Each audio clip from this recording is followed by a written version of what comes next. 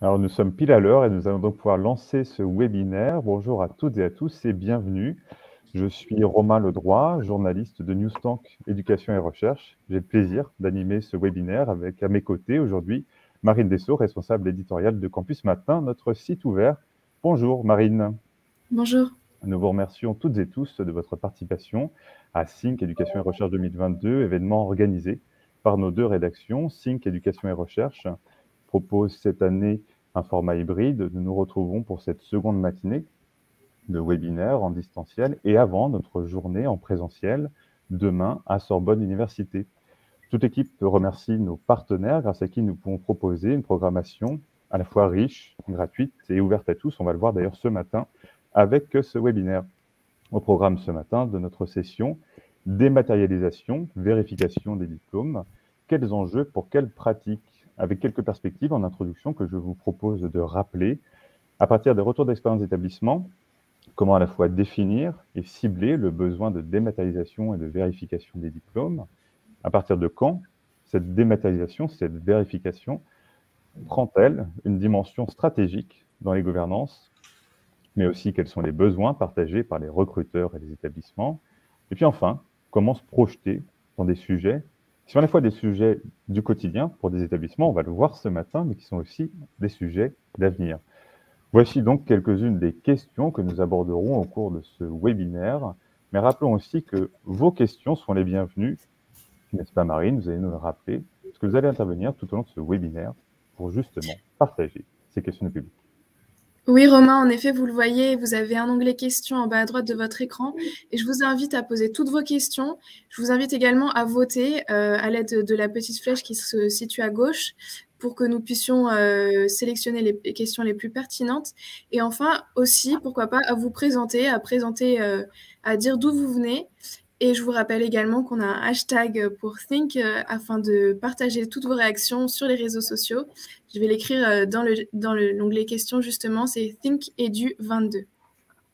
Merci Marine pour ces premiers points. Et d'ailleurs, on va continuer avec vous parce que vous allez aussi nous présenter nos intervenants aujourd'hui. Voilà, avec nous aujourd'hui pour parler de dématérialisation et de vérification des diplômes, nous avons un acteur du monde universitaire, Mathieu Gerdet, qui est à la direction des études et de la scolarité de l'Université de Toulouse. Bonjour Mathieu.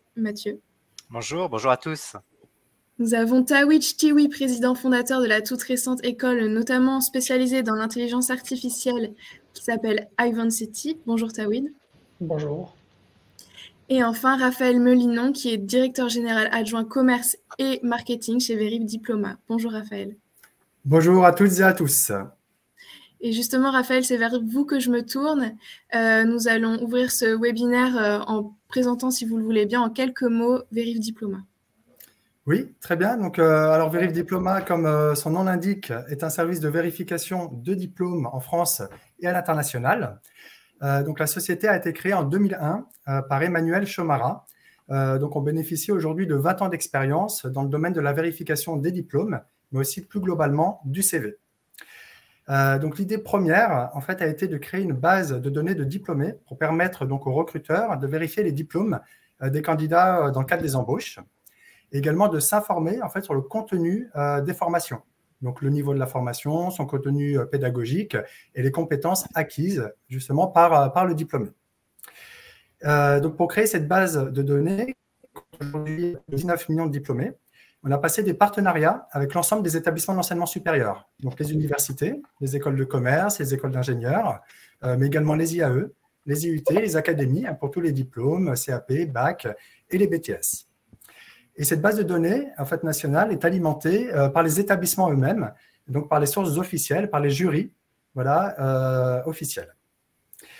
Donc initialement, le service que l'on propose était dédié donc, aux recruteurs et aux cabinets de recrutement. Ensuite, on a vu le besoin des recruteurs évoluer. Aujourd'hui, le besoin n'est pas uniquement sur la vérification et la compréhension du diplôme, mais également sur la vérification globale du CV. Donc, en passant par le diplôme, les expériences professionnelles, les prises de référence, les pièces d'identité. Voilà, il y a un panel global de vérification qui est demandé aujourd'hui par les recruteurs. On a vu également évoluer, en fait, il y a une diversification dans nos clients. Les demandes, bien sûr, proviennent des recruteurs et des cabinets de recrutement, Mais aujourd'hui, de plus en plus d'établissements d'enseignement supérieur, des ministères, des ambassades, en fait, nous sollicitent pour mettre en place des procédures de vérification de diplômes. Donc, ce phénomène est également accompagné en fait, par une très forte croissance des demandes de vérification de diplômes. Et tous ces éléments nous ont conduit en fait, à faire évoluer notre offre. Et aujourd'hui, donc, on propose également des solutions à destination des établissements de l'enseignement supérieur. Donc, voilà, pour synthétiser, en fait, on a 3 solutions pour les établissements. Donc, on a une solution qui s'appelle le Verif Center, qui permet de gérer en fait, les demandes de vérification émanant des recruteurs français et internationaux, donc de manière sécurisée et en conformité avec le cadre légal. Nous sommes également sollicités par des établissements pour vérifier les diplômes dans le cadre des admissions. Donc, on va vérifier tous les étudiants qui souhaitent intégrer donc, le programme des établissements pour s'assurer de l'obtention du diplôme, mais aussi de la conformité, de la cohérence avec les prérequis demandés pour entrer dans les programmes. Et on développe également des solutions pour accompagner des établissements dans la dématérialisation et la sécurisation des documents de scolarité, donc des relevés de notes, des attestations de réussite et des diplômes. Donc, pour résumer, aujourd'hui, on peut dire que Verif Diploma est un groupe de solutions EdTech et de solutions RH qui met la haute technologie au service du monde de l'enseignement supérieur et des entreprises pour rendre le parcours plus clair aux yeux des candidats. Et notre mission principale est donc de valoriser vos compétences.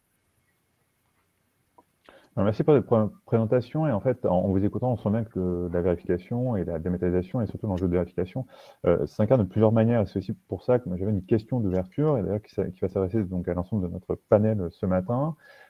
Selon vous, à qui bénéficie en premier lieu ce besoin de dématérialisation et ou d'ailleurs de vérification des diplômes? Je me tourne vers vous, Mathieu Jardet. Oui, bonjour à tous. Très clairement, et je vais surtout me focaliser moi sur la vérification des diplômes. Je laisserai mes collaborateurs parler de la dématérialisation. La vérification, pour moi, elle bénéficie très largement aux recruteurs, dans le sens société de recrutement, mais également aux futurs employeurs, à tout futur employeur, sachant que la signature d'un contrat de travail, c'est à la fois un pari, un investissement pour l'entreprise, mais aussi un risque. Et le fait de pouvoir s'assurer de l'authenticité d'un diplôme, mais aussi de l'existence et de la qualité de l'établissement qui a délivré ce diplôme, permet très largement de réduire ce risque.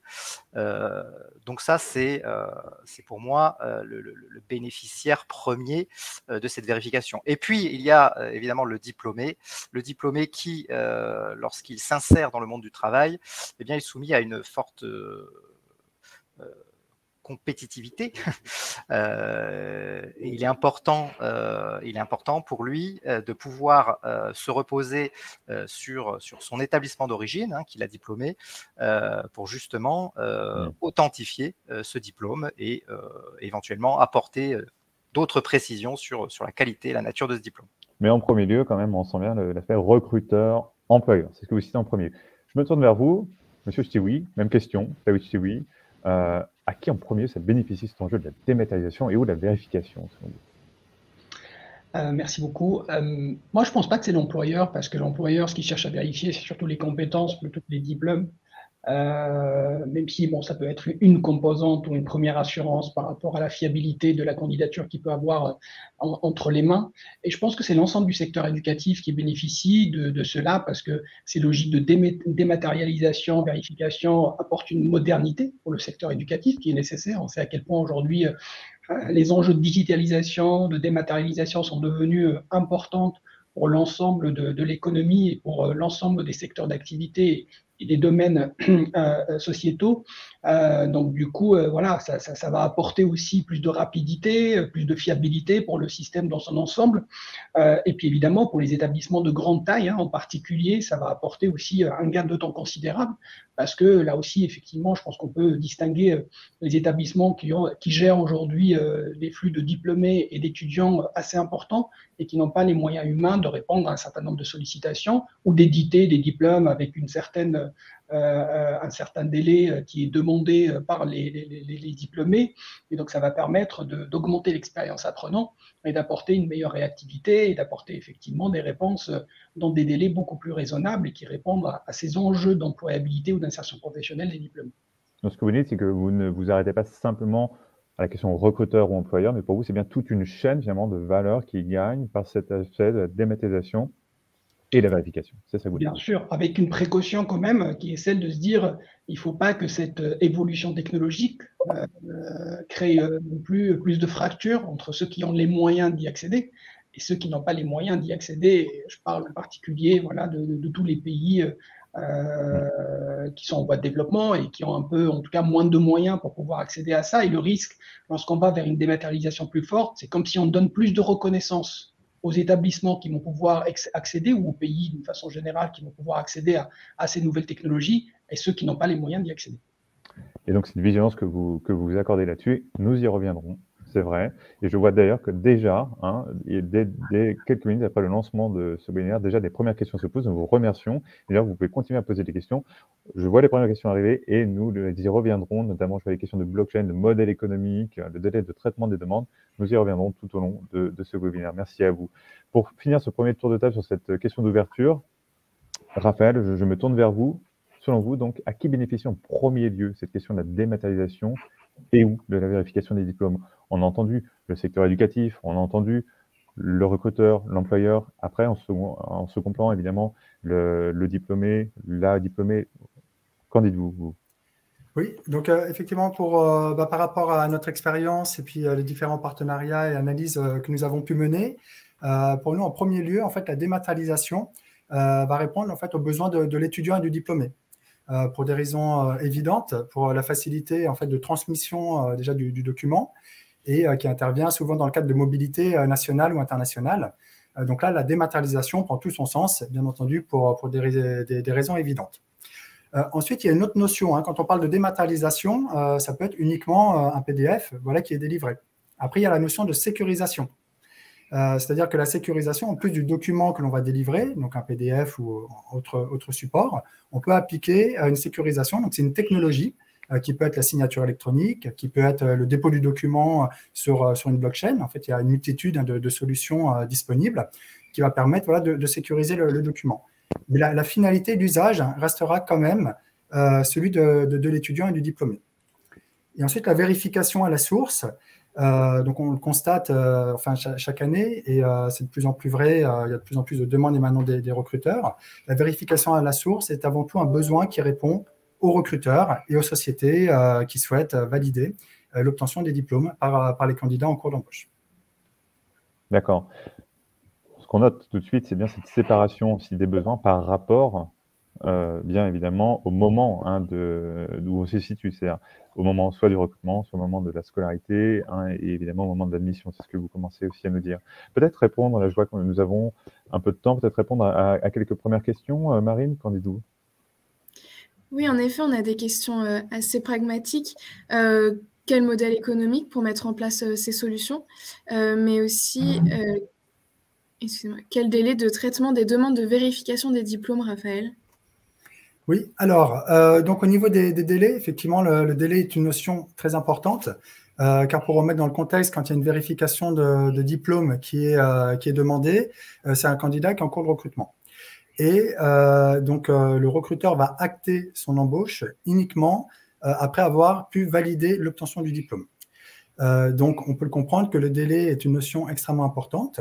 Donc, nous, via les différentes technologies, nos procédures, nos contacts et nos plateformes, on s'engage sur une réponse à 90% dans un délai de 1 à 5 jours, tout en sachant qu'entre 70 et 80% des diplômes sont vérifiés dans un délai inférieur à 48 heures. Donc, c'est bien l'alliance entre la technologie, donc nos bases de données, notre réseau et l'humain, qui fait qu'on arrive à fournir un service, à répondre dans ces délais très courts.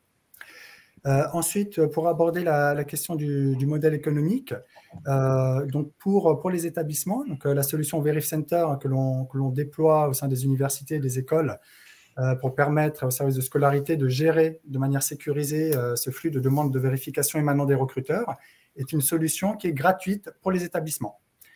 c'est le recruteur, l'utilisateur du service qui va financer tout simplement ces plateformes. Une autre question, alors je ne suis pas sûre de la comprendre, quel connecteur utilisez-vous? Est-ce que vous, ça vous parle? Alors, oui, les connecteurs, donc il y a différents niveaux, effectivement, la technologie, quand on parle de base de données, de dématérialisation, la technologie est au centre.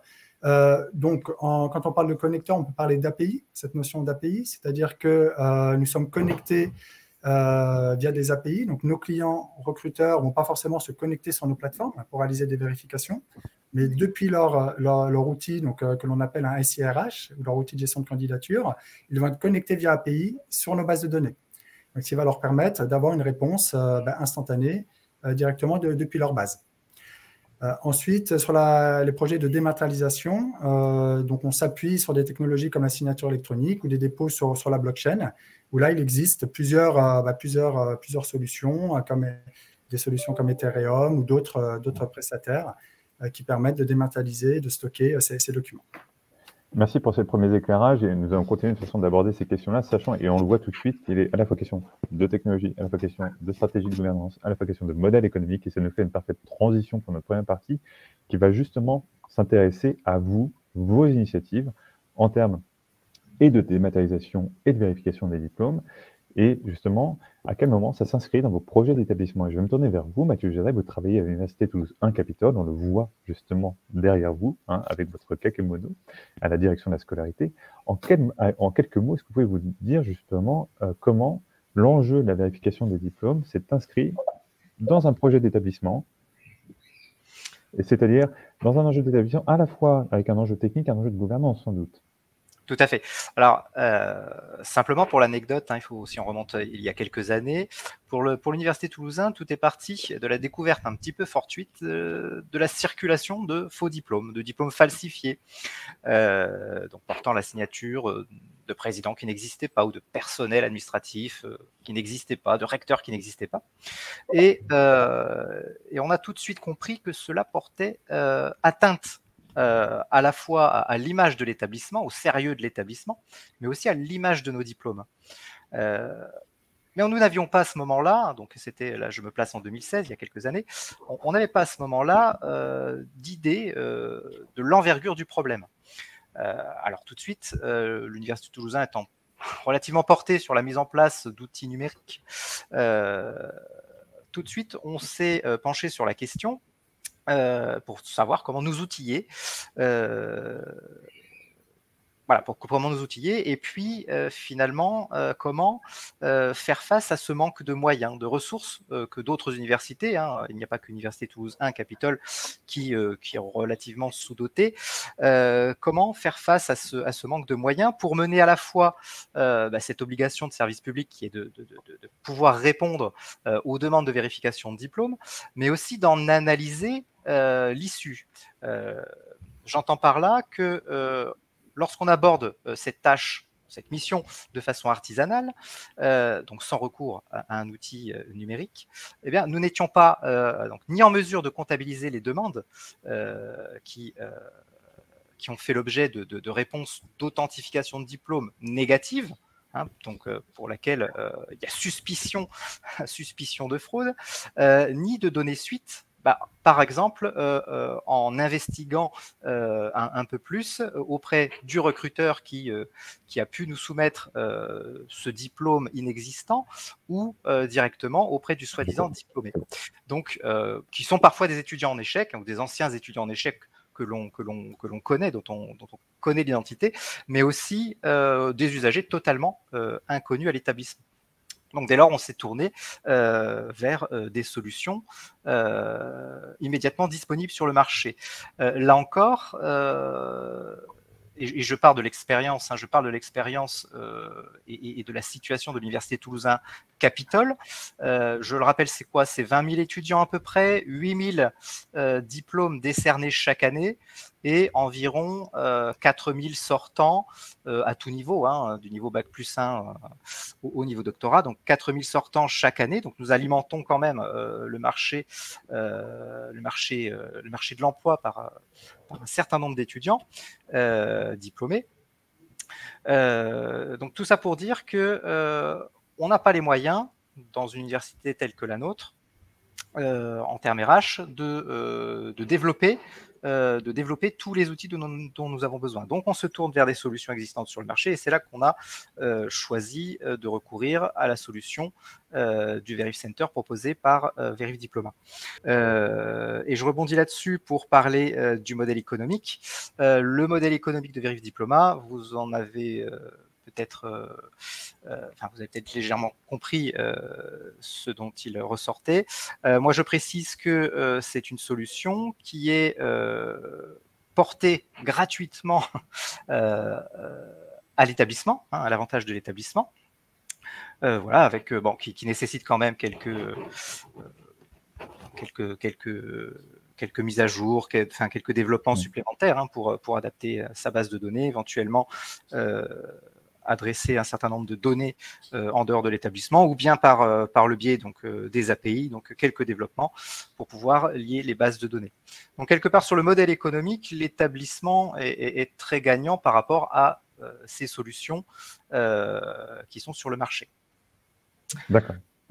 Donc on a compris dans un premier temps, il y avait une question autour de la fraude, de l'enjeu réputationnel qui s'est posé, et donc et aussi derrière comment on peut gérer des demandes parfois entrantes, on le verra sans doute après, de recruteurs sans une solution technologique. Ça peut nous prendre beaucoup de temps avec un dimensionnement RH qui est parfois peu adapté à ces questions-là. On va le voir, une autre situation sur la dématérialisation et l'enjeu des blocs de compétences avec vous. Tawhid, dématérialiser et pouvoir garantir à vie la mise à jour du diplôme, c'est l'objectif d'Ivan City, Paris-Cachan, la grande école de l'IA et de la data. Je me tourne vers vous. Quel retour d'expérience vous pouvez faire justement, vous qui avez mis en place, parfois avec un peu d'avance sans doute, sur une vision prospective, cette question de la dématérialisation, d'abord je dirais même des compétences, plus que du diplôme, sans doute, c'est ça sur quoi vous insistez beaucoup. Absolument. Moi je considère qu'on n'est plus dans une industrie du diplôme, on est dans une industrie, dans un secteur de l'employabilité. Et l'employabilité, c'est à ne pas confondre avec insertion professionnelle, parce qu'on a tendance, en France en tout cas, mais un peu partout aussi dans le monde, à penser l'employabilité uniquement par la mesure de l'insertion, salaire à la sortie, temps pour trouver un emploi, sauf qu'on est dans un domaine où les carrières vont durer plus de 40 ans, où on va changer de métier tous les 10 ans et on va changer d'entreprise tous les 3 ans. Et la question pour nous, c'était de dire comment garantir une employabilité, comment garantir à nos diplômés la possibilité de se maintenir sur un marché d'emploi où les métiers se renouvellent, où les compétences se renouvellent en permanence, et notamment dans un domaine comme l'IA et la data, qui est un domaine en très très forte progression. Donc on a dit notre engagement doit être autour de cette notion d'employabilité. C'est un vrai engagement puisqu'on est entreprise à mission au sens de la loi Pacte et qu'on a inscrit cette employabilité dans les engagements de l'école. Dans une expérience passée, je voulais créer le diplôme à durée limitée, qui explose au bout de 5 ans, qui n'existe plus. Parce que je me demandais réellement si le diplôme était toujours valide, si les compétences, en tout cas prouvées par un diplôme, étaient toujours valides ou valables au bout de 5 ou 6 ans dans un monde en pleine transformation. Et finalement, on est allé plus loin. On a dit non, on va aller plus loin. Au lieu de dire que le diplôme n'est plus valable, on va garantir ce diplôme. Pourquoi je garantis une voiture, un téléphone ou un objet que j'achète et le diplôme, je ne le garantis pas. Et notre responsabilité doit s'étendre au-delà de ces 5 premières années, au-delà de cette insertion en tout cas, parce que les vrais enjeux, c'est deuxième, troisième, quatrième emploi plutôt, et cette évolution de carrière qu'on souhaite donner, ces opportunités qu'on souhaite donner à nos diplômés de pouvoir évoluer dans leur carrière professionnelle. Donc on a inventé un concept unique au monde qu'on a breveté, qui est la garantie à vie de mise à jour de diplôme, c'est à dire à nos diplômés, votre diplôme il est garanti, vous avez la possibilité, d'abord on ne vous coupe pas les accès au moment où vous sortez de l'école, et vous pouvez revenir à l'école quand vous souhaitez pour pouvoir mettre à jour votre diplôme. Vous n'avez pas à repayer de nouveau parce que c'est inclus dans les frais de scolarité que vous avez engagés au moment de vos études. Et il fallait une solution évidemment de dématérialisation et de sécurisation. Donc on a dématérialisé évidemment, on a mis le diplôme dans la blockchain pour le sécuriser. Et l'innovation qui nous a permis d'obtenir le brevet, c'est de dire le diplôme est un ensemble de blocs de compétences et la mise à jour ne se fait pas sur l'ensemble du diplôme parce que ça n'a pas de sens. Elle se fait sur des blocs de compétences. Donc quand le diplômé va revenir au bout de 5 ans, au bout de 10 ans, pour suivre un cours et mettre à jour une de ses compétences, le diplôme va être mis à jour dans la blockchain. Donc on a toujours une trace dématérialisée dans la blockchain, sécurisée évidemment, complètement infalsifiable, etc. Et puis la connexion qui existe, c'est la question qui s'est posée entre notre système d'information étudiant et entre notre technologie dans la blockchain permet quand le diplômé revient et que nous on met à jour, et une fois qu'il a validé évidemment l'acquisition ou la mise à jour de cette compétence-là, à chaque fois cette trace-là sera mise à jour, diplôme obtenu le, bloc de compétences mise à jour le, et à chaque fois qu'il revient, il va y avoir cette mise à jour-là.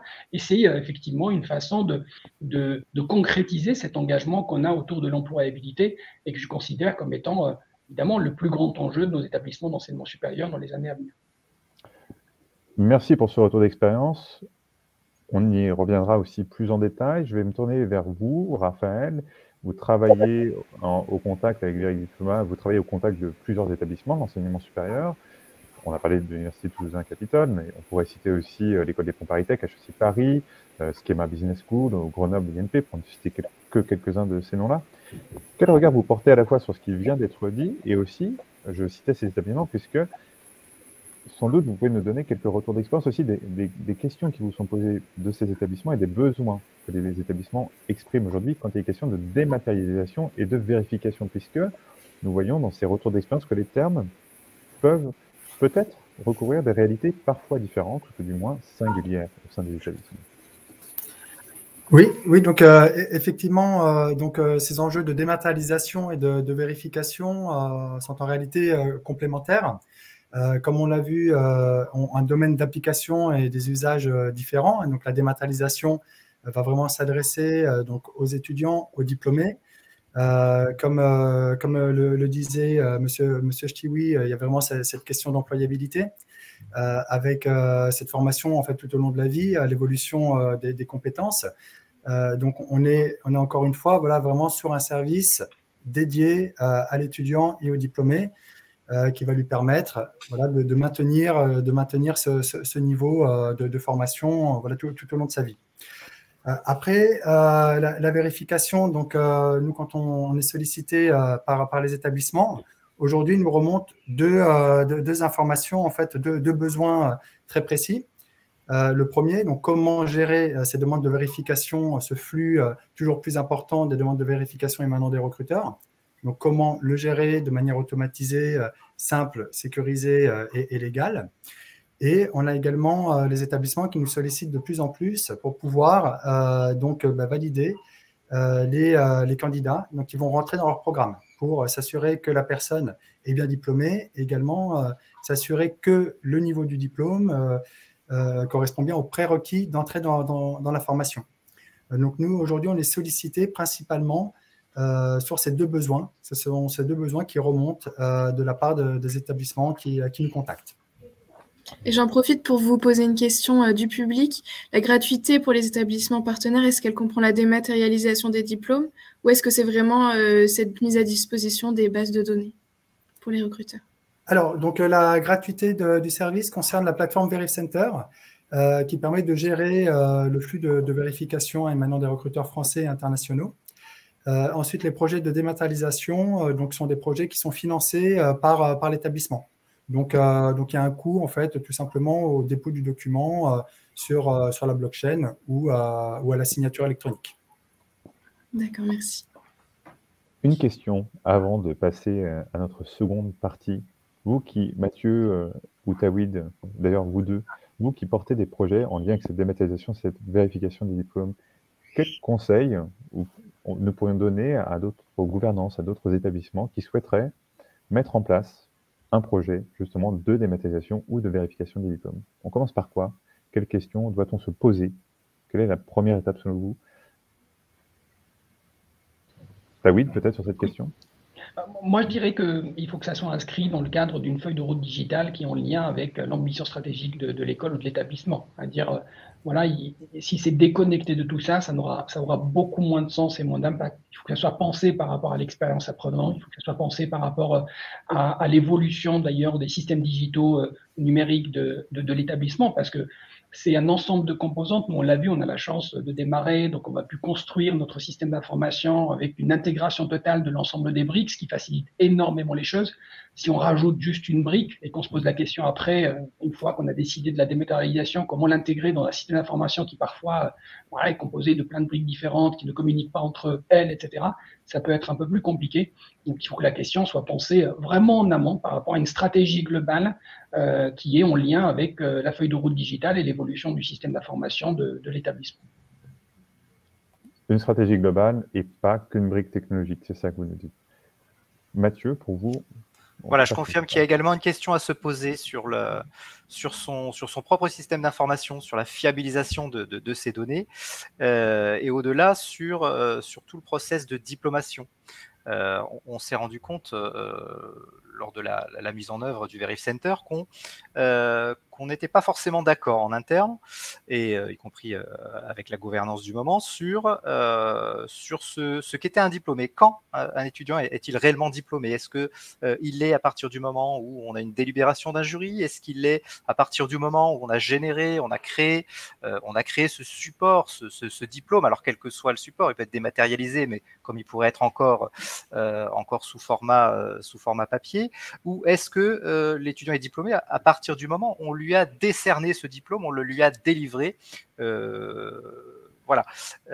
Donc à partir du moment, à quel moment finalement un diplôme, avec tout ce qu'il y a derrière, hein, on en parle depuis tout à l'heure en termes d'employabilité, à partir de quel moment un diplôme est-il susceptible de faire l'objet d'une vérification? Finalement, c'est le moment à partir duquel il circule.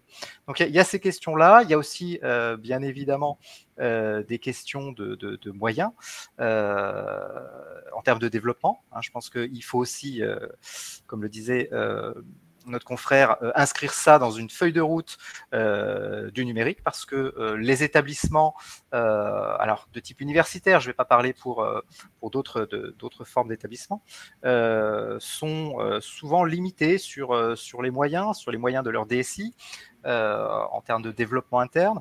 Donc, il y a des questions de pouvoir délocaliser ces développements, cette maintenance, et y compris le service après-vente. Et puis, il y a des questions de RH. Il y a des questions de ressources humaines. Clairement, quelle que soit la forme que peut prendre ce recours au numérique, derrière, il y a toujours des besoins en personnel pour mettre en œuvre tous ces systèmes. Et il faut bien se rendre compte que, et on a un petit recul maintenant de quelques années, les demandes, et on en parlera tout à l'heure, je crois, les demandes de diplôme pour l'Université Toulousain-Capitole, les demandes de vérification de diplôme, elles ont doublé en 3 ans. Et elles doubleront encore probablement dans les 3 années à venir. Le nombre de personnels en charge de cette mission autour du diplôme, de la diplomation, est loin d'avoir suivi la même évolution. Donc là encore, ça s'inscrit sur une feuille de route en termes de RH, en termes de moyens qu'on souhaite apporter à nos services et aux services publics qu'on souhaite rendre à l'étudiant. Le recours au numérique ne fait pas tout, certes, mais il devient vraiment essentiel si l'on veut pouvoir tenir la montée en charge qui commence à se faire ressentir là depuis quelques années. Merci pour vos retours respectifs. Et donc, je vous propose justement de passer à cette seconde partie qui est justement sur cet enjeu stratégique de la vérification pour à la fois les gouvernances et les recruteurs. Et vous venez de le dire, a priori, on est sur une tendance en progression. Des demandes de vérification qui ne cessent d'augmenter. Et vous citiez justement le cas au sein de votre établissement, des moyens pour autant RH qui n'augmentent pas en conséquence. Et là, je vais me tourner justement vers vous, Raphaël. Sur les données de Verif Diploma, c'est plus 45% de vérification en 2021, alors qu'avant, le rythme au cours des dernières années était plutôt autour de 20% d'augmentation, si je ne me trompe pas. Et puis, un constat qui est intéressant, c'est que malgré la hausse de la dématérialisation, il y a de plus en plus de vérifications. Et donc, parfois, on aurait tendance à dire, c'est ce que vous dites, qu'une fois que c'est dans la blockchain, on dit, bon, finalement, c'est déjà vérifié. Et vous vous dites, mais non, pas forcément. Il y a bien 2 constats qui sont bien complémentaires. Alors, quels sont les constats, selon vous, qui amènent à cette augmentation de la vérification du diplôme? Oui, donc effectivement, au début donc de l'aventure de Veriff Diploma, dans les années 2000, très peu de sociétés vérifiaient les diplômes. Voilà, c'était vraiment fait en cas de doute, ou vraiment à la marge. Et depuis 5 ans, on a vu une nette augmentation des demandes de vérification émanant à la fois des recruteurs français, mais également des établissements d'enseignement supérieur, des ministères et des institutions, qui souhaitent de plus en plus mettre en place des procédures de vérification de diplômes, non pas seulement à la marge, mais sur l'ensemble de leur recrutement. Donc, il y a un souhait de systématisation. En fait, ce phénomène à l'international existe depuis plus de 10 ans. Donc, il est né de la finance. Il y a eu des scandales financiers sur certaines places boursières. Et les régulateurs ont imposé aux sociétés bancaires ou financières de réaliser des vérifications de diplômes dans le cadre des embauches. Et donc, ce phénomène s'est démocratisé aujourd'hui. Et aujourd'hui, n'est pas cantonné uniquement aux entreprises qui évoluent dans la finance.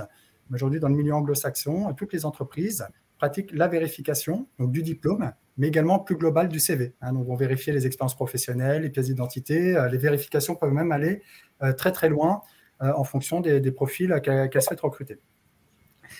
Donc, ce phénomène de vérification, en fait, s'appelle le background screening. Donc, ce sont des prestataires, des sociétés qui sont spécialisées dans la vérification et qui vont générer donc un nombre très, très important de vérifications donc au niveau mondial, mais également auprès des écoles et des universités en France. Donc, voilà, pour vous donner quelques chiffres, donc effectivement, on a réalisé plus de 150 000 vérifications donc en 2021, donc ce qui représente une croissance de plus de 40% par rapport à 2020. Et donc, cette augmentation s'explique principalement par l'internationalisation des profils, la diversité des parcours et également la masse d'informations qu'on retrouve sur les réseaux sociaux, sur différents supports, qui nécessitent pour le recruteur d'avoir une clarification et une qualification de l'information. Donc, ce sont tous ces phénomènes qui vont amener justement les recruteurs, les institutions, les établissements à se tourner vers des solutions de vérification. Merci pour votre retour. Internationalisation des parcours, diversité des parcours et puis l'information sur les réseaux sociaux. Mathieu, Tawhid, est-ce que parmi ces constats, il y en a un qui vous semble le plus important et qui explique justement ce besoin de vérification? Tawhid, peut-être sur cette question. Oui, je pense que l'internationalisation du secteur, mais aussi l'évolution de l'offre d'une façon générale, un marché d'emploi de plus en plus international, a créé ce besoin. Après, évidemment, la question centrale, c'est de dire on vérifie quoi? Est-ce que le fait de vérifier qu'on ait les diplômes, ça va éviter les scandales financiers dont parle Raphaël? Est-ce qu'il y a plus de scandales financiers issus de gens diplômés de grandes écoles que de gens non diplômés? Ce qu'on a besoin de vérifier, c'est l'adéquation d'un certain nombre de compétences par rapport aux besoins de l'employeur. Est-ce que le fait qu'on ait eu des cours d'éthique et qu'on a validé ces cours d'éthique et de responsabilité va faire que demain, on va agir avec responsabilité sur un marché financier? Donc, c'est aussi ça la question. Est-ce que les logiques de vérification qui sont en train de se mettre en place, si on met de côté la dématérialisation et on pense à la vérification, doivent plus être poussées sur les logiques de compétences qui vont permettre une meilleure égalité des chances, d'ailleurs, que sur des logiques de diplôme qui peuvent effectivement parfois pousser vers plus de standardisation, plus de normalisation dans un secteur qui est déjà assez normalisé, et donc exclure un peu du système un certain nombre de talents qui peuvent ne pas être diplômés, qui peuvent avoir un certain nombre de l'auto-formation, et on sait à quel point aujourd'hui on peut aller chercher des briques par des logiques d'auto-formation par-ci par-là, avec toute l'autonomie que ça suppose, et c'est encore plus parfois il y a plus de mérite, on va dire, que lorsqu'on a effectivement été encadré dans un système qui nous a permis d'évoluer avec tous les moyens qu'il y a derrière. Donc c'est la vraie question derrière. C'est là où effectivement, pour l'instant, on est sur une logique très simpliste de vérifier le diplôme en faisant un raccourci entre le diplôme et les compétences que je recherche un employeur. Mais je pense qu'il faut aller un peu plus loin et faire attention à toutes ces logiques de diversité. Si on vérifie le nombre de crédits ECTS, les établissements et le nombre d'années du diplôme, je crains qu'on pousse encore vers une logique d'exclusion et encore moins de diversité, alors qu'on en a besoin et dans nos établissements et dans l'entreprise. Et cette diversité, elle doit être liée aussi à une certaine richesse qui n'est pas seulement uniquement de la compétence scolaire. Donc pour vous, attention, et ça ne suffit pas, c'est ça, on entend votre propos, c'est ça. Et vous le dites d'autant plus avec une expérience que l'on connaît au sein de l'enseignement supérieur. C'est intéressant ce point de vue. Donc pour vous aussi, vous appelez à cette diversité. Donc attention à cette vérification, ok, on le comprend. Pour aller plus loin, justement sur ce sujet, vous avez été, vous, sur la compétence comme le point de départ, c'est ça. Est-ce que, quand on entend Raphaël dire, par exemple, il y a l'enjeu de ces sociétés de background screening, est-ce que vous, dans vos expériences passées ou là maintenant avec Ivanti, vous avez déjà été confronté à ces sociétés de background screening, par exemple? Non, pas encore, parce qu'on n'a pas encore de diplômé. Mais par contre, si je raisonne par rapport à la vérification en amont, parce que je pense que la vérification est aussi proposée pour les établissements d'enseignement supérieur lors du recrutement, moi, aujourd'hui, je ne ferai pas appel à ça parce que j'ai besoin de sentir l'étudiant. Ce n'est pas parce qu'il vient d'un établissement ou qu'il ait un certain nombre de crédits ou qu'il vient d'un diplôme ou d'un établissement reconnu que je considère qu'il a les compétences pour intégrer l'école. Si je veux voir sa sensibilité par rapport aux questions éthiques, parce que c'est une question centrale dans nos programmes, même si on est une école de l'IA et considère que la dimension éthique est très importante, je veux sentir cela. Je sais qu'on peut trouver aussi des gens qui n'ont pas forcément des parcours dans des écoles très reconnues et qui peuvent être des internationaux venant de pays en dehors de l'Europe, mais qui ont plein de talents et c'est juste, ils n'ont pas eu cette chance-là d'accéder peut-être à des établissements qui ont une certaine reconnaissance. Donc c'est cette standardisation très poussée qui va faire qu'on va exclure peut-être du système un certain nombre de jeunes qui peuvent avoir tout à fait la place dans nos établissements. Et c'est le système, on va dire, de sélection dans son ensemble, dans nos établissements, mais la réflexion peut être étendue parfaitement pour un employeur, qui va permettre de voir l'adéquation du profil par rapport aux besoins de l'entreprise ou de l'école. Je comprends bien que quand on est dans des établissements où on reçoit des centaines de milliers de candidatures, c'est un peu plus compliqué à faire. On a la chance aujourd'hui d'être une école à taille humaine, donc on a toujours cette capacité de pouvoir le gérer d'une façon individualisée. Il faut juste garder quand même un bon équilibre et éviter la forte normalisation de la sélection à l'entrée. Oui, d'accord. Alors voilà, je voudrais effectivement réagir et je suis tout à fait d'accord avec cette analyse. Et surtout, chez Vérif Diploma, on porte la valorisation des compétences avant tout. La vérification du diplôme, elle n'est pas à mettre contre la compétence. Effectivement, ce que vous avez soulevé, que ce soit pour le recrutement de nouveaux étudiants dans vos écoles ou après le recrutement dans une entreprise, le diplôme, il faut à mettre en perspective avec l'entretien qui est réalisé, avec les compétences, les expériences, les soft skills. Bien entendu, c'est un ensemble qui va permettre d'acter un recrutement. Après, donc ça, c'est le travail du recruteur dans l'entreprise, d'analyser tous ces paramètres. Et après, c'est aussi le travail du recruteur au sein d'une école de pouvoir, suite aux entretiens, de pouvoir prendre une décision dans sa globalité et de pouvoir donner sa chance justement à des parcours atypiques qui n'ont pas forcément fait une grande école ou un diplôme. Donc tout ça, nous, on ne vient pas du tout contre cette analyse et cette ouverture justement d'inclusion de profils et de parcours divers. Par contre, il faut repartir du besoin des établissements. Donc, les établissements qui vont nous solliciter pour vérifier l'obtention du diplôme et le nombre de crédits ECTS ou s'assurer que le diplôme correspond bien aux prérequis d'entrée dans les programmes, c'est qu'à un moment, il y a des règles, il y a un cadre légal qui fait que pour délivrer tel ou tel diplôme, l'établissement doit s'assurer que le candidat qui rentre dans sa formation a bien, à minima, par exemple, un niveau, un bachelor, une licence ou 180 crédits ECTS.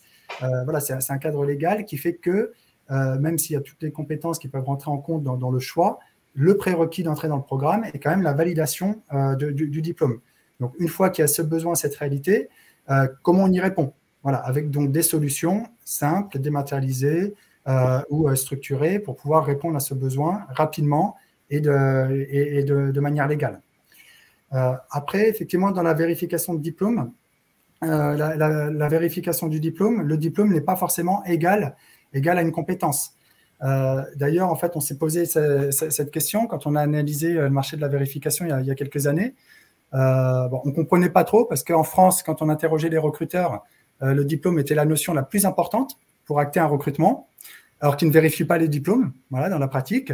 Et quand on interrogeait donc les recruteurs donc, dans les milieux anglo-saxons, donc en Angleterre notamment, les recruteurs vérifiaient systématiquement les diplômes. Alors quand on les interrogeait, la notion de diplôme venait en dernier. Derrière les compétences justement du candidat, la personnalité, ses expériences. Donc quand on a analysé tout ce phénomène, on a compris qu'en fait la vérification du diplôme, ce n'était pas seulement pour savoir si la personne avait bien les compétences liées au diplôme, mais c'était plus une notion globale de confiance, d'intégrité du candidat. Voilà, on va vérifier plusieurs éléments et une fois qu'on a analysé l'ensemble de ces éléments, donc des vérifications factuelles, dont le diplôme, mais également des tests, par exemple, de personnalité ou des expériences, une fois qu'on a fait toute cette analyse, on a une image du candidat et on peut acter voilà, un recrutement en connaissance de cause. Hein. Voilà. Mais le diplôme est une donnée factuelle qui fait quand même partie de cette analyse, mais qui à mettre en perspective, bien sûr, de manière globale avec les compétences et les expériences.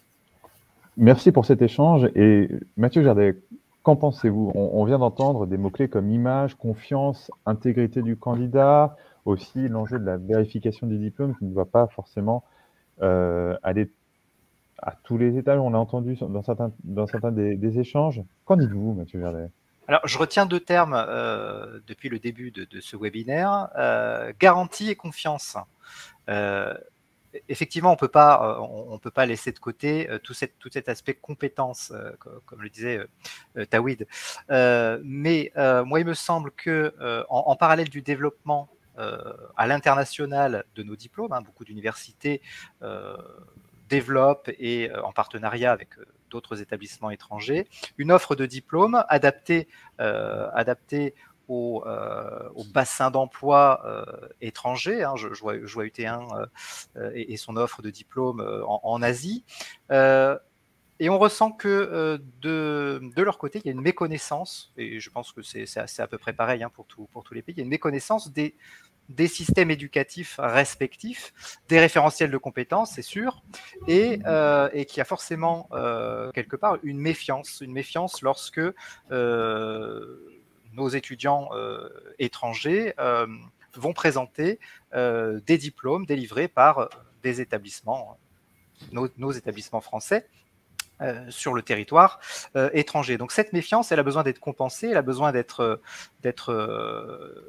vérifiée, et je pense que la mise en place d'outils numériques tels que le Veriff Center et son réseau international permet justement d'apporter cette garantie qui manque à tous ces recruteurs, internationaux, à la fois celle de l'État. Donc je pense que la vérification peut très bien, pour des diplômes nationaux, très encadrés, s'arrêter à la garantie de l'État. Mais je pense que, vu l'explosion de diplômes propres aux établissements, ce qui est recherché également, c'est la garantie de l'établissement. Et plus encore d'un établissement de confiance. Et cette confiance, elle va passer déjà par la transparence.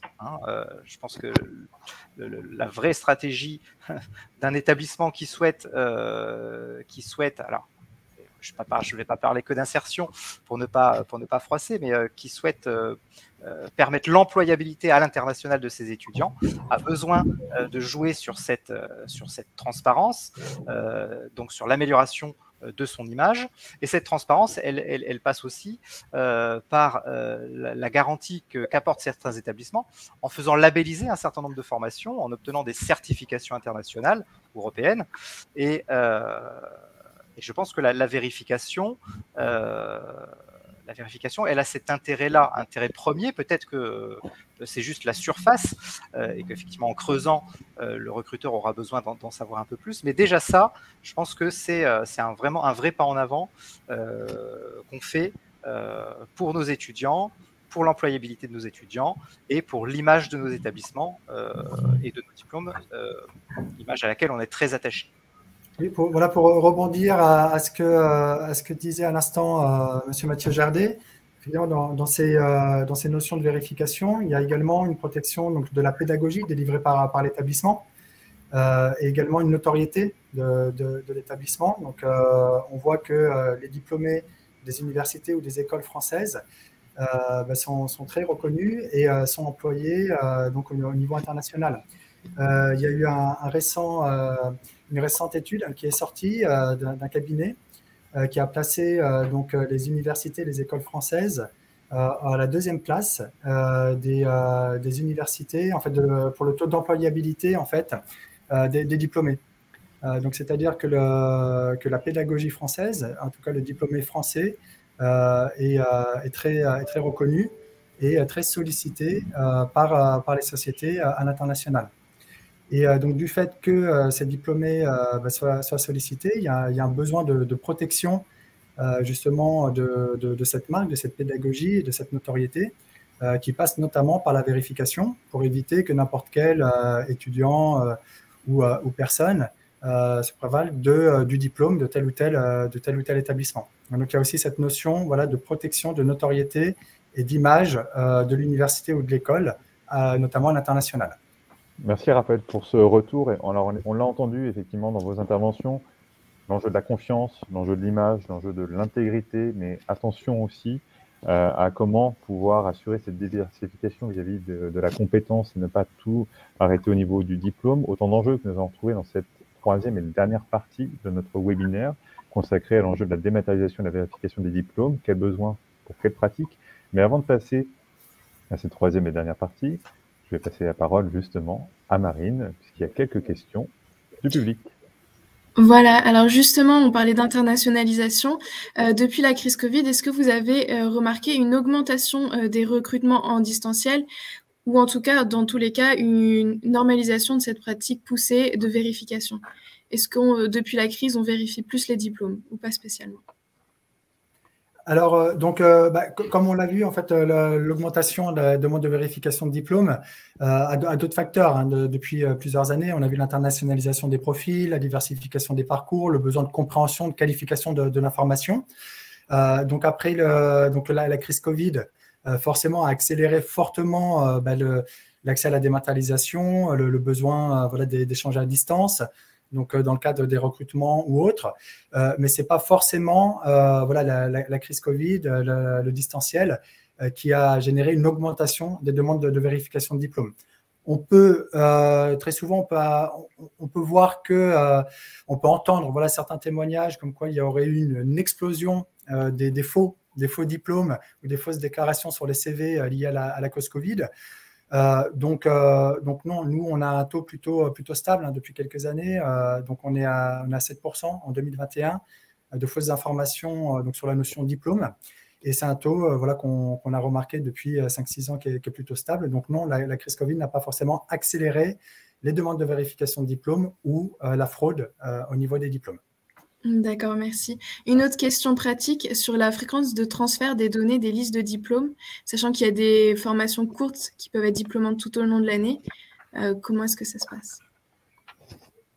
Alors, donc, il y a une règle simple. Plus la base de données est à jour, plus le service est efficace et rendu au recruteur et par conséquence donc, au diplômé qui pourra intégrer son poste le plus rapidement possible.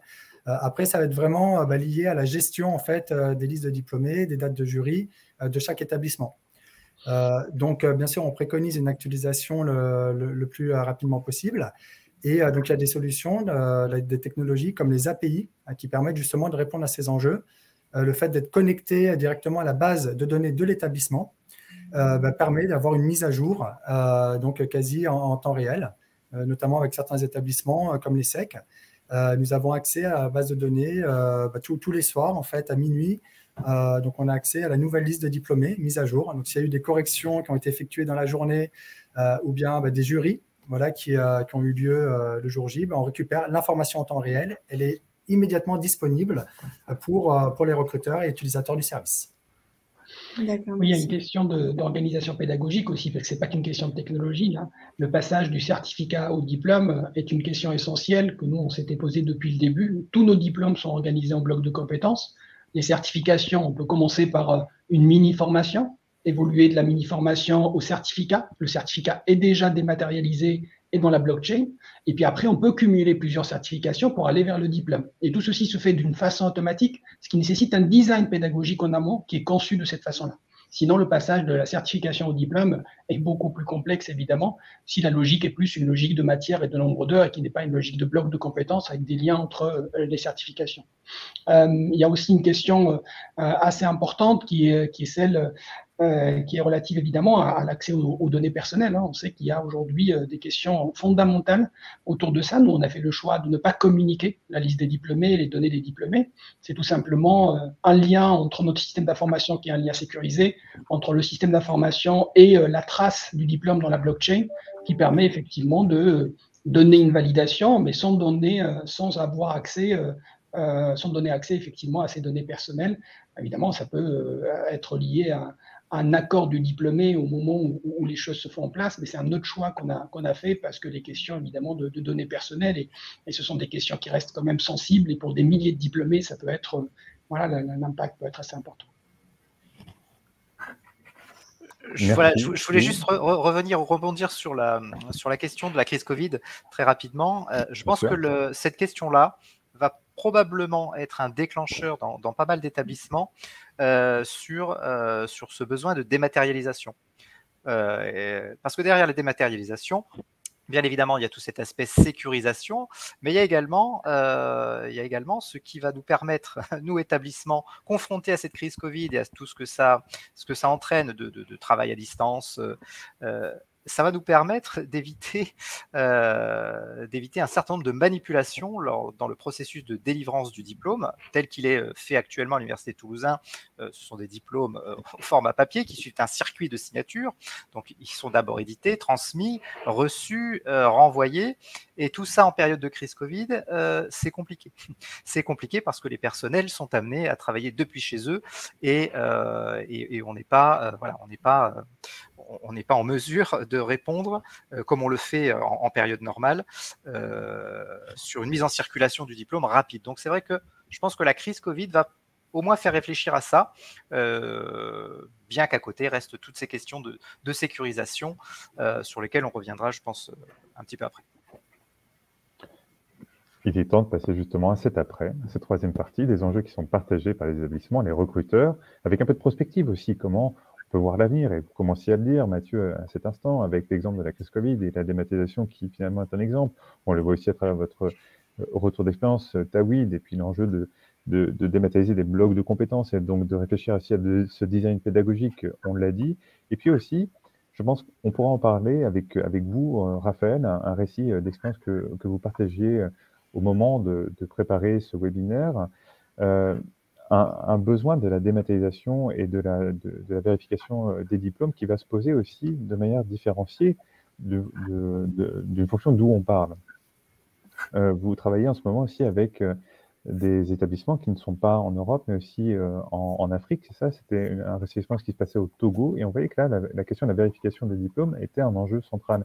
Je pose cette question parce que je pense qu'elle illustre assez bien ce qu'on était en train de se dire juste en finissant notre précédente partie sur les questions de besoin de confiance, l'image, la réputation, et la question de la transparence aussi, donc qui est abordée par Mathieu Gerdet. Peut-être qu'on peut en parler justement. Oui, voilà. Donc effectivement, sur ces notions de vérification, donc on voit qu'il y a une diversité, voilà, d'informations et de solutions. Donc, on va avoir des diplômes papier, on va avoir des blocs de compétences qui sont validés, déposés sur la blockchain, des attestations de réussite. Voilà, il y a une diversité en fait des sources, qui impose à un moment d'avoir cette notion quand même de tiers de confiance. Qui va pouvoir justement centraliser ces besoins et identifier donc les sources officielles pour pouvoir apporter justement une réponse dans 100% des cas aux demandes des recruteurs. Romain, vous avez fait allusion à un témoignage qu'on a eu d'un membre de Campus France au Togo, voilà, qui est en charge en fait de valider les dossiers de candidats, de diplômés qui vont postuler pour aller étudier dans des universités ou dans des écoles en France.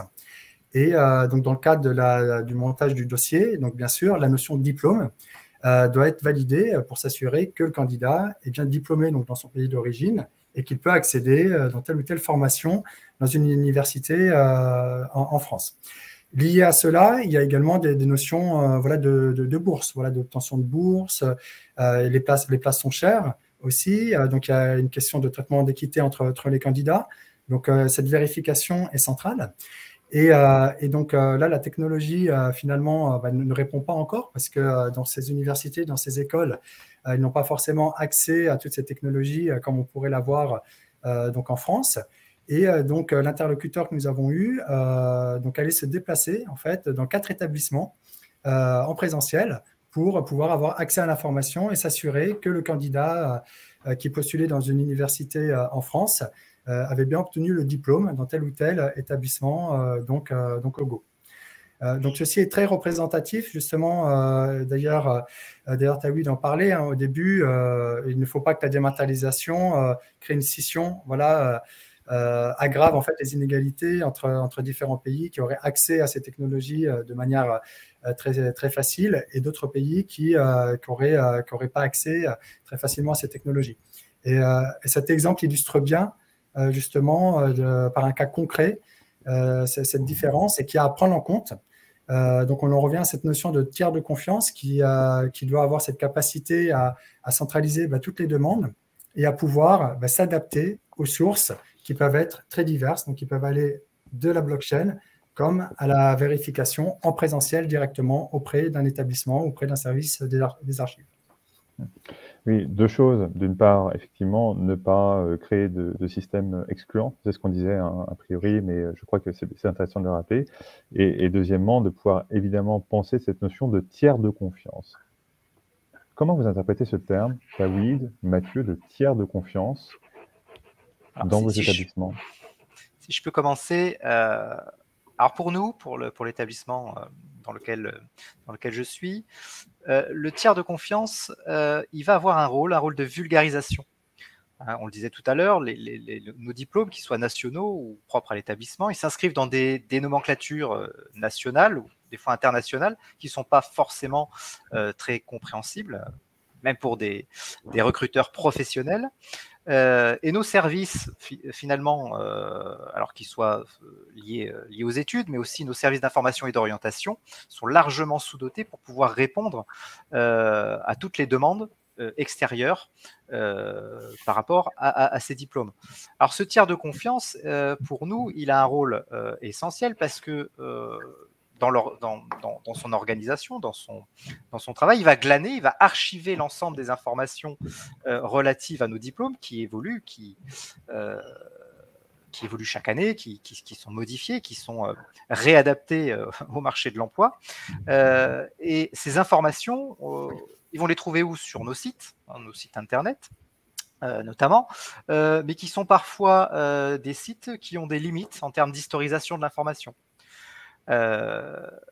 Donc ce tiers de confiance, lui, va pouvoir être capable de fournir ces informations pertinentes pour le recruteur. Donc en gros, il va pouvoir assurer finalement, pour notre compte, le service après-vente que nous ne sommes pas, nous, en mesure forcément d'assurer.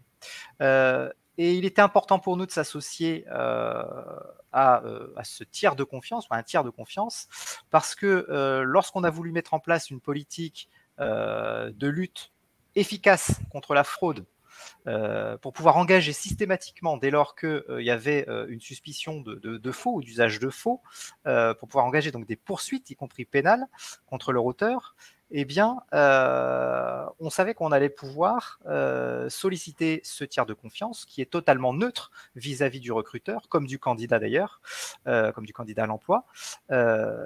Pourquoi? Pour obtenir à la fois un témoignage fiable et aussi les éléments de preuve utiles à la constitution d'un dossier.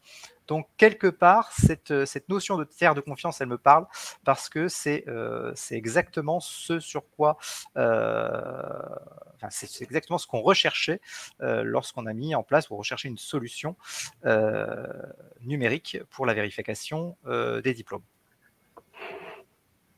Tawhid, sur cette idée de tiers de confiance, est-ce que vous ressentez le même besoin ou finalement vous estimez qu'une fois des diplômes et des blocs de compétences mis dans la blockchain, c'est déjà suffisant pour vous? Le risque, c'est qu'on réduise le profil de nos diplômés. enfin, dans tout contexte d'ailleurs, dès qu'on essaie d'avoir une logique d'intermédiation, on est obligé de réduire le nombre d'informations. Et réduire l'information pour pouvoir la rendre plus simple, plus intelligible et pouvoir s'appuyer sur un tiers de confiance, créer une logique qui ne va pas dans le sens vers lequel on essaie d'aller, nous, c'est-à-dire une logique de massification alors qu'on est plus dans une logique d'individualisation. Moi, ce qui compte pour moi, c'est d'avoir demain 200 diplômés sur le marché de l'emploi où il n'y en a pas un qui ressemble à l'autre. C'est ça la valeur de l'école. C'est ce qui va permettre aussi de donner une valeur au diplôme. Si tout le monde se ressemble, ils sont en compétition tous ensemble et ça baisse la valeur des diplômés. Donc, quand on va vers un tiers de confiance ou vers un intermédiaire, ça veut dire qu'on est réducteur dans notre approche du diplôme et ce qu'il certifie comme compétence, alors que notre objectif, lorsque c'est en lien direct avec l'école, c'est de dire, oui, on va avoir 200 diplômés, mais il n'y en a pas un qui ressemble à l'autre, parce que l'autre, il a fait tel parcours, l'autre, il a fait un parcours complètement différent, l'autre, il est parti à tel pays, l'autre, il est resté. Enfin, c'est aussi ça, il faut faire attention et garder cet équilibre-là, et cet enjeu massification, individualisation. Le deuxième enjeu, c'est aussi la logique de standardisation. On est déjà dans un secteur qui est hyper standardisé, voire normalisé, alors que nous, on cherche aussi la diversité. Et plus on va vers des logiques d'intermédiation, plus on est obligé d'aller vers plus de standardisation, et alors qu'on a besoin, et on le sait, on le souligne tout le temps, qu'on manque de diversité dans nos écoles et qu'il faut avoir aussi une logique qui est beaucoup plus ouverte et qui s'appuie aussi sur la sensibilité que va avoir chaque école par rapport à sa stratégie, son positionnement, ses objectifs, le type de métier auquel elle prépare pour avoir un peu plus de diversité. Donc, OK, oui, tiers de confiance, ça apporte un certain nombre de solutions qu'on a soulignées et qui permettent notamment à des institutions qui gèrent des masses très importantes de diplômés d'avoir effectivement un gain de temps et d'efficacité, etc. Mais il faut quand même qu'on regarde très attentivement ces enjeux, massification versus individualisation et standardisation versus diversité et richesse. Oui, effectivement, nous, après la notion de tiers de confiance, justement, à nos yeux, elle peut aussi avoir un rôle justement de mise en avant de ces compétences, de compréhension des formations et de mise en avant du message, en fait, du positionnement de l'établissement et pas seulement un rôle voilà, de standardisation et de simplification de l'information. Donc, nous, voilà, on part pour repartir voilà, du besoin, en fait, du besoin du recruteur. Lui, dans le cadre de ces démarches, il va partir d'un CV. Donc, il reçoit le CV d'un candidat. Donc, il n'a pas encore demandé de documents, de liens ou de documents dématérialisés ou autres. Il part du CV sur lequel il y a une liste de diplômes et d'expériences professionnelles, etc. Et donc, à partir de ce CV, il va vouloir avoir une réponse simple, s'assurer que le candidat a bien obtenu ces différents diplômes. Et pour cela, il veut une réponse rapide, voilà, simple et sécurisé et qui correspond bien au cadre légal. Et donc, comme on l'a vu, il y a une multitude en fait, de sources qui peuvent être en France, à l'international, dématérialisées, qui peuvent être sous format papier. Donc, le recruteur n'a pas forcément vocation donc, à connaître l'ensemble de ces sources, à pouvoir les valider comme conformes à son assurance qualité et avoir le temps, tout simplement matériel, de pouvoir aller appeler chaque établissement, comprendre le fonctionnement de chaque établissement et de valider chaque bloc de compétences ou chaque diplôme en fonction de la technologie ou de la procédure utilisée par l'établissement. Donc, c'est en ça que le recruteur va chercher une réponse globale dans 100% des cas. Voilà. Et donc, il va rechercher un tiers de confiance qui est en mesure, lui, de capter ce besoin, donc de capter l'ensemble de ces demandes de vérification. Et après, le tiers de confiance doit pouvoir être en capacité, justement, d'identifier les bonnes sources d'informations qui sont fiables et officielles et pouvoir retranscrire cette information donc sous forme de rapport, notamment au recruteur. Et quand on retranscrit cette information peut être très factuelle, diplôme oui, non, ou elle peut être beaucoup plus riche, voilà, où on va pouvoir détailler des compétences, détailler le contenu. Là, on peut aller beaucoup plus loin en fait, sur la restitution de l'information. Donc, à nos yeux, le tiers de confiance, justement, va plutôt avoir ce rôle de centralisation des demandes, de besoin, que le recruteur ait un interlocuteur unique qui a été validé comme répondant à son assurance qualité et qui, lui, va avoir ce rôle, justement, réaliser ce travail de fourmi et d'aller très loin dans le détail pour apporter une information qualifiée et fiable à son demandeur. Est-ce que sur ces besoins justement en termes de vérification, est-ce qu'ils sont plutôt orientés internationaux, Mathieu Jardet par exemple, ou est-ce que c'est plutôt en termes français que ça s'exprime? Est-ce que justement vous avez des demandes qui sont adressées plutôt par ces entreprises dont on parlait de Global Screening ou de Background Screening, Ou est-ce qu'on parle plutôt effectivement d'entreprise française? Alors, en réalité, les deux. Lorsqu'on est dans une université qui gravite autour de disciplines telles que le droit, la gestion, l'économie, eh bien, on sait quel type de bassin d'emploi on va alimenter. Typiquement pour la filière juridique, on aura des questions, des demandes de vérification issues du territoire français ou d'entreprises éventuellement délocalisées à l'étranger, mais d'entreprises françaises. Sur la filière gestion, sur des filières économiques, là on se rend compte que le recruteur il se situe plutôt à l'international, ce qui est normal pour ce type de filière. Donc oui, je dirais ça va dépendre. Il n'y a pas de majorité qui se dégage. Je dirais juste que ça dépend du type de diplôme, de la discipline et voilà, et du bassin d'emploi qui est visé finalement. En guise de conclusion, et avant de passer justement à la clôture, une question que vous vous posez quant à la dématérialisation, la vérification des diplômes. Tawhid, on a sans doute compris cet enjeu de massification versus spécification, singularisation des parcours. Je vais vous poser la question donc à chacun. Une question que vous posez par rapport au sujet de ce jour. On peut commencer avec vous justement, Tawhid.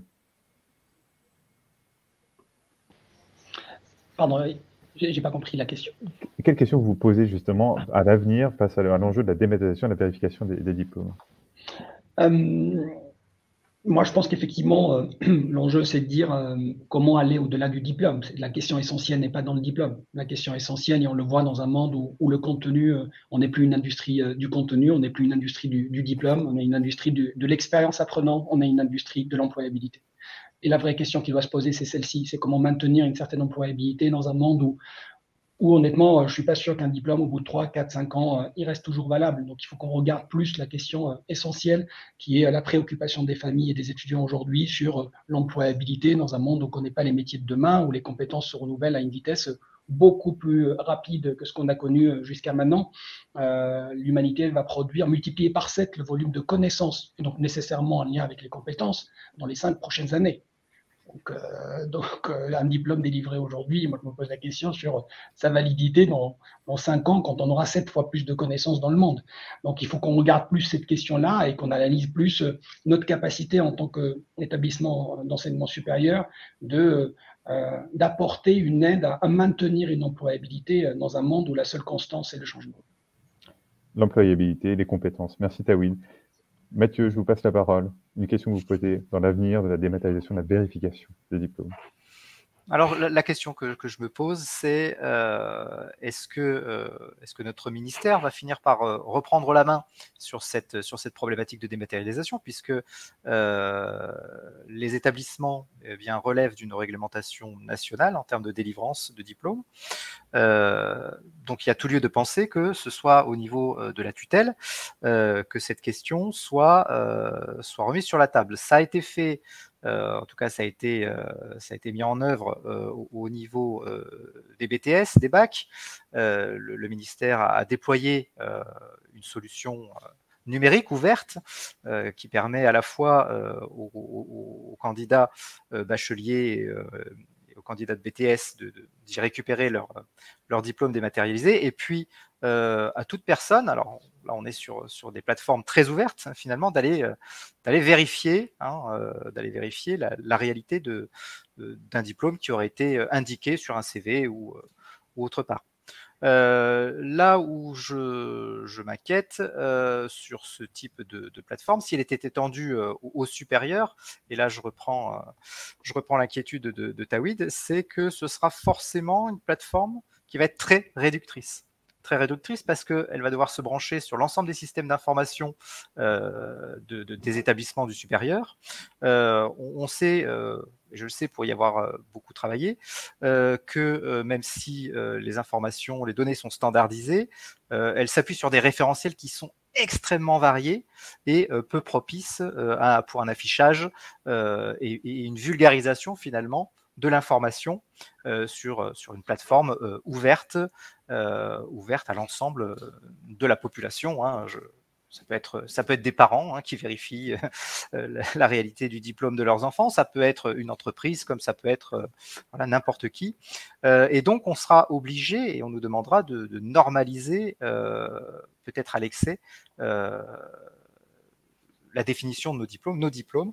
Et là, effectivement, on a la crainte de devoir gérer plutôt, enfin, la massification et là de faire disparaître totalement l'individualisation. Donc je rejoins Tawhid là-dessus. Voilà, pour l'établissement Toulouse 1 Capitole, la question de la dématérialisation, c'est quelque chose qui fait son bonhomme de chemin, qui n'est pas encore totalement mûr. La gouvernance doit se prononcer, doit mettre en place effectivement une feuille de route par rapport à ça.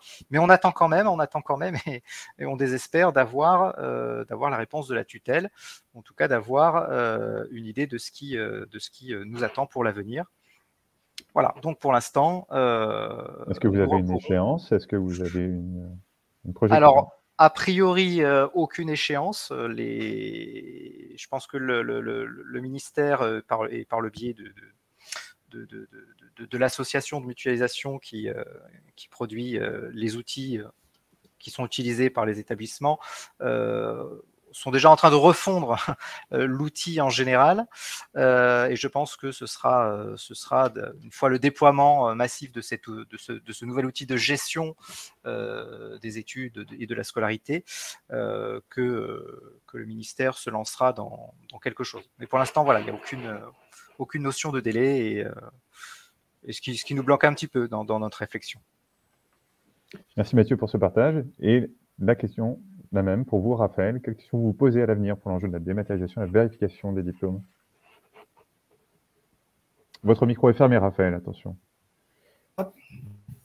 Voilà, donc nous, la question qu'on se pose, c'est par rapport donc, à la réalité du besoin, comme on le voit, qui est global, et donc qui passe par la mise en place de plateformes qui permettent de répondre à 360 degrés à ce besoin de compréhension des diplômes, de sécurisation et de partage de l'information de manière sécurisée au plus grand nombre, donc de donner l'accès à cette information qualifiée et compréhensible pour toutes les parties prenantes, établissements d'enseignement supérieur, diplômés et recruteurs. Alors merci à vous, et avant de se quitter, je propose à chacun, en une phrase, en un mot, de partager quelque chose qui sera aussi partagé, puisqu'à l'issue de nos webinaires, nous faisons d'une manière rituelle, la mesure phrase qui, à vos yeux, est nécessaire pour améliorer l'enseignement supérieur dans les 5 prochaines années. Nous sommes dans une année particulière, vous le savez. C'est aussi une adresse aux candidats à l'élection présidentielle, et nous les interpellerons jeudi à la Sorbonne Université. Alors, selon vous, quelle est, en un mot, en une phrase, la mesure pour l'enseignement supérieur dans les 5 prochaines années? On commence avec vous, Raphaël. Oui, alors pour nous, ce serait une université toujours plus ouverte, plus internationale et plus connectée au monde des entreprises. Merci. Merci à vous. Mathieu Jardet, sur cette question? Alors j'ai appris hier soir que les choses avaient un peu évolué, mais je suis sur un positionnement ferme de notre ministère sur l'ouverture des outils de démarche simplifiée. Donc, depuis décembre, les établissements, les EPSCP peuvent recourir à ces nouveaux outils qui sont des boîtes à outils qui permettent de gérer un certain nombre de démarches de l'usager. En interconnectant à la fois la demande de l'usager avec les systèmes d'information. Voilà. Donc, je suis sur l'accompagnement à ces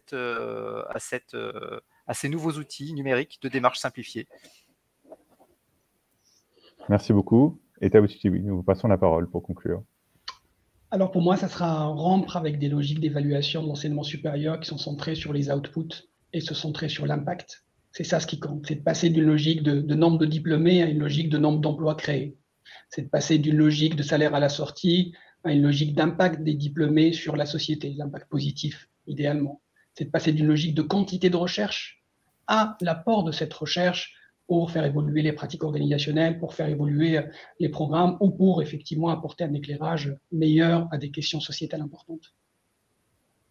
Sur ces mots, et je vous remercie chacun d'avoir participé à ce webinaire. Oui, merci à vous, Raphaël Ménon. Merci à vous, participants de ce webinaire, de nous avoir suivis. Ça fera l'objet d'un résumé écrit et d'un replay en vidéo. Merci à vous également, Marine, d'avoir assuré sur les questions. Et effectivement, je vois qu'à ce moment, nous avons un pop-up qui a surgi pour voir la suite de Sync, puisque Sync continue aujourd'hui et tout de suite avec en direct notre débat consacré à la recherche avec cette question, comment éviter la relégation. Vous avez également tout le programme en ligne qui vient d'apparaître. Et donc, avant de vous dire au revoir, merci encore à tous et très bonne journée avec Sync, avec Newstank et avec Campus Matin. À très bientôt. Au revoir. Merci à tous. Au revoir.